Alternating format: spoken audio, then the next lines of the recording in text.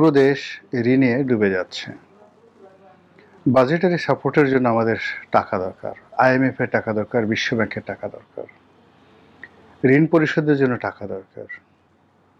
আমাদের বাংলাদেশ থেকে যারা লক্ষ লক্ষ কোটি টাকা বিদেশে পাচার করেছে, ইউরোপ, আমেরিকার বহু দেশে,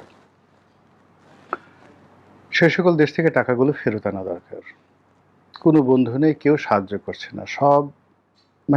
সবাই যেন চোরের বন্ধু। আমরা যাদেরকে চোর বলে গালাগালি করছি, সে সকল চোরদেরকে ইউরোপ, আমেরিকার সভ্য দেশ, তারা রাজার হালে তাদেরকে বরণ করে তাদের অর্থবিত্ত ও সকল দেশে বিনিয়োগ করার অবারিত সুযোগ দিয়েছে এবং অনেককে নাগরিকত্ব পর্যন্ত দিয়ে দিয়েছে। ক্ষুদ্র একটি দেশ, এই দেশের মধ্যে 18 কোটি মানুষ, এই গত 2 বছরে না হলেও 1 কোটি লোক কর্মহীন হয়ে পড়েছে, বেকার হয়ে পড়েছে। বৈশ্বিক কারণে আমরা কোনো কুল কিনারা পাচ্ছি না। আমাদের এক্সপোর্ট কমে যাচ্ছে, এমনকি আমেরিকাতে আমাদের এক্সপোর্ট মারাত্মকভাবে কমে গেছে। অন্যদিকে আমেরিকার সঙ্গে আমাদের যে বাণিজ্য চুক্তি, সেই বাণিজ্য চুক্তির বলে তাদের কাছ থেকে তেল আনতে হচ্ছে বেশি দামে, অস্ত্র আনতে হবে বেশি দামে। আমাদের প্রয়োজন নেই, কিন্তু প্রায় 40-45 হাজার কোটি টাকা খরচ করে তাদের দেশ থেকে বিমান কিনতে হবে। মানে অবস্থাটা এরকম হলো যে একজন ধনী মানুষ, সে সিগারেট খাবে, চুরুট খাবে বা 1 গ্লাস মদ খাবে, আপনার কাছে চাইলো টাকা দে। আপনি বললেন যে হুজুর আমার কোনো টাকা নেই। তো বললো যে ঠিক আছে, তোর কলিজাটা ছিঁড়ে দে, কিডনি আছে কিডনি দে, তোর অন্ডকোষ দুটো খুলে দে। এবং আলটিমেটলি সেই শক্তিশালী বা রাজার যারা লোকজন আছে তারা আপনার সেই কলিজাটা ফেড়ে ফেললো, আপনার অন্ডকোষ খুলে নিয়ে গেল, আপনার রক্ত সিরিঞ্জ দিয়ে টেনে নিয়ে বিক্রি করে দিয়ে তারপর সেটা দিয়ে সে চুরুট খেলো, মদ খেলো। এই যে পৈশাসিক আনন্দ, ঠিক সেই পৈশাসিক আনন্দ এখন বাংলাদেশকে ঘিরে বিশ্বের যারা সাম্রাজ্যবাদী শক্তি তারা ঠিক সেম কাজটি করে যাচ্ছে। যেখানে আমাদের চাল কেনার পয়সা নেই, তেল কেনার পয়সা নেই, আমরা যে ঋণ করেছি সেই ঋণ পরিশোধের টাকা আমাদের কেন্দ্রীয় ব্যাংকে নেই, সেই জায়গাতে আমাদেরকে এখন বিমান কিনতে হবে, আমাদেরকে এখন আমেরিকা থেকে অস্ত্র কিনতে হবে। আমরা কার সঙ্গে যুদ্ধ করব বলেন তো আমাদের এই অবস্থা নিয়ে? আমেরিকান এই অস্ত্র আমাদের কেন লাগবে? পাকিস্তান আমাদেরকে একটা যুদ্ধ বিমান দিয়েছে। তো এই যুদ্ধ বিমান দিয়ে আমরা কি মায়ানমারের সাথে যুদ্ধ করব নাকি ভারতের সাথে যুদ্ধ করব? এরকম সবকিছু ঘটছে, একটার সঙ্গে আরেকটা কন্ট্রাডিক্ট করছে এন্ড কনফ্লিক্ট করছে। দেশটা যে কোথায় যাচ্ছে কোনো অবস্থাতে আন্দাজ করা যাচ্ছে না।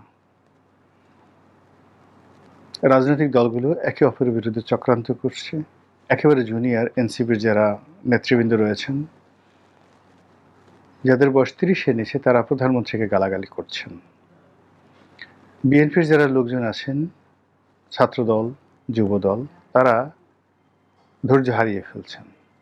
এবং আমি আজকে এই ভিডিওটি যখন করছি শুক্রবারে, তখনকার খবর হলো ঝিনাইদহতে নাসির উদ্দিন পাটোয়ারি গেছেন, তাকে সেখানে রীতিমতো রামধুলাই দেওয়া হয়েছে। থানায় গেছে আশ্রয় নেওয়ার জন্য, সেই থানা জনগণ ঘেরাও করেছে তাকে মারার জন্য। গতকালকের ঘটনা, প্রধানমন্ত্রী সেই ধর্ষিতা শিশু যাকে নির্মমভাবে হত্যা করা হয়েছে, তার পরিবারকে সহানুভূতি জানার জন্য সেখানে গেছেন এবং প্রধানমন্ত্রীকে উদ্দেশ্য করে ভুয়া ভুয়া স্লোগান তোলা হয়েছে। তার সঙ্গে স্বরাষ্ট্রমন্ত্রী ছিলেন, আইনমন্ত্রী ছিলেন, প্রায় সবাইকেই লাঞ্ছিত করা হয়েছে গালাগালি দ্বারা, অঙ্গভঙ্গি দ্বারা, এমনকি ধাক্কা যদি দেওয়ার সামর্থ্য থাকতো সেটাও দিত। বিএনপি অভিযোগ করছে যে পুরো কাজটি জামাতের লোকজন করেছে। আর জামাতের লোকজন বলছে যে আমজনতা, সাধারণ মানুষ বিক্ষুব্ধ হয়ে পড়েছে। এই যে অবস্থা, সেই অবস্থা শুধুমাত্র ঢাকাতে নয়, একই অবস্থা সিলেটে, একই অবস্থা চট্টগ্রামে। চট্টগ্রামে এক 4 বছরের শিশু ধর্ষিত হয়েছে। সেই ধর্ষিত শিশুকে নির্যাতনকারী, জুলুমকারী, ধর্ষক, তাকে জনগণ হাতে নাতে ধরে ফেলেছে এবং পুলিশ সেখানে এসে সে ধর্ষককে উদ্ধার করার চেষ্টা করেছে, কিন্তু জনগণ ছাড়তে নারাজ। তারা ধর্ষককে নিজের হাতে বিচার করবে। দেশে ইসলামিক দলগুলোর মধ্যে, বিশেষ করে জামায়াত ইসলামী, এই যে ধর্ষণ বেড়ে গেছে, এই জন্য সেই ইসলামী শরিয়া আইন অনুযায়ী প্রকাশ্যে পাথর মেরে অথবা শিরচ্ছেদ করে দৃষ্টান্তমূলক শাস্তির দাবি করছে। স্বরাষ্ট্রমন্ত্রী বলছে যে এটা ঠিক না, এটা মধ্যযুগ না,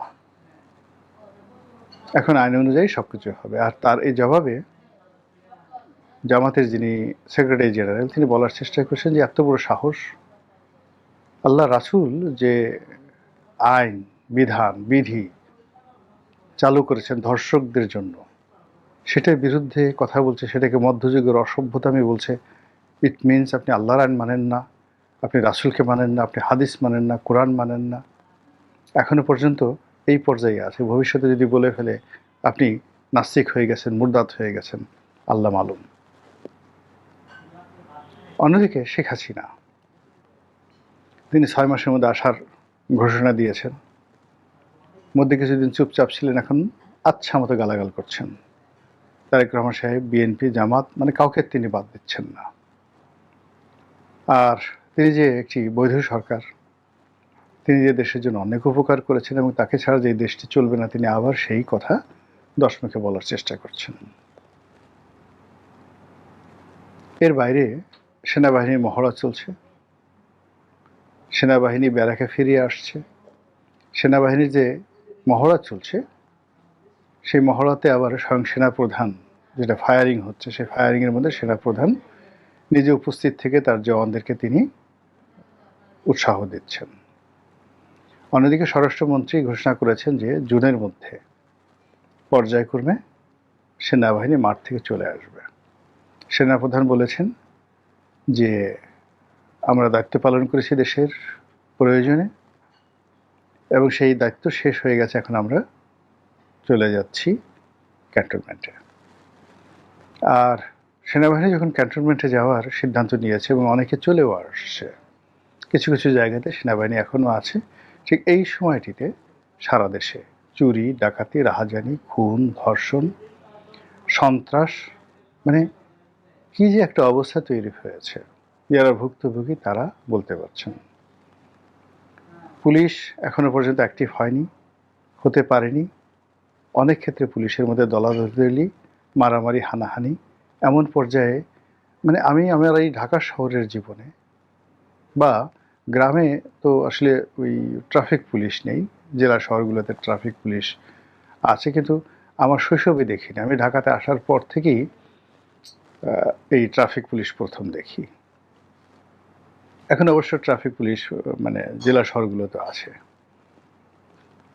তো এই ট্রাফিক পুলিশ সম্ভবত ঘুষ নিয়ে বা নিজেদের মধ্যে কোনো গণ্ডগোল, 2 ট্রাফিক পুলিশ কনস্টেবল একেবারে সেই গ্রাম্য কাদায় মারামারি করে রাস্তায় জনগণের সামনে একেবারে একে অপরকে চিৎ করে ফেলে আচ্ছা মতো ঘুষিয়ে নাক ফাটিয়ে দিল।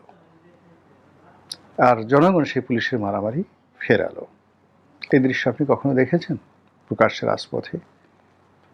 এই যে একটা অস্থির, এই যে একটা অস্বাভাবিকতা, এই অস্বাভাবিকতার মধ্যেই যত রকম গণ্ডগোল, যত রকম অনিশ্চয়তা এবং যত রকম বিশ্রী ঘটনা ঘটে। আমরা এই ভিডিওর যে শিরোনামে পায়ের আওয়াজ পাওয়া যায় যে বক্তব্য দিয়েছি, সেই পায়ের আওয়াজ, কোন পায়ের আওয়াজ, কেমন পায়ের আওয়াজ, তারা যে পায়ে জুতো পরেন সেই জুতোর রং কী, বা তারা কি খালি পায়ে থাকেন কিনা, স্যান্ডেল পরেন কিনা, সে পাখি কোনো দেশি মানুষের পা না বিদেশি মানুষের পা, সেটি সরকারি পা নাকি বেসরকারি পা, নাকি কোনো আততায়ীর পা, কিন্তু আওয়াজ উঠে গেছে, আওয়াজ পাওয়া যাচ্ছে। মানুষের মনে স্বস্তি নেই, প্রকৃতিতে স্বস্তি নেই, বিশ্রী সব ঘটনা ঘটে চলছে। মহান আল্লাহ আমাদের সবাইকে হেদায়েত দান করুন এবং হেফাজত করুন। আসসালামু আলাইকুম ওয়া রাহমাতুল্লাহি ওয়া বারাকাতুহু।